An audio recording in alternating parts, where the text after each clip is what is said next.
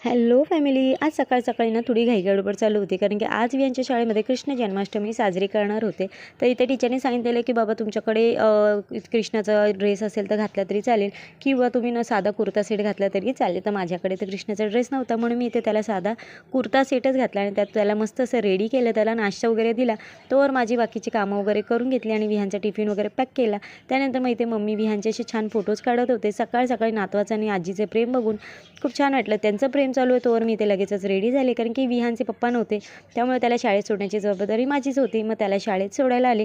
इथे त्याला शाळेत वगैरे सोडलं आणि नंतर मग घरी निघाले, कारण की मला भरतसाठी डबा वगैरे बनवायचा होता.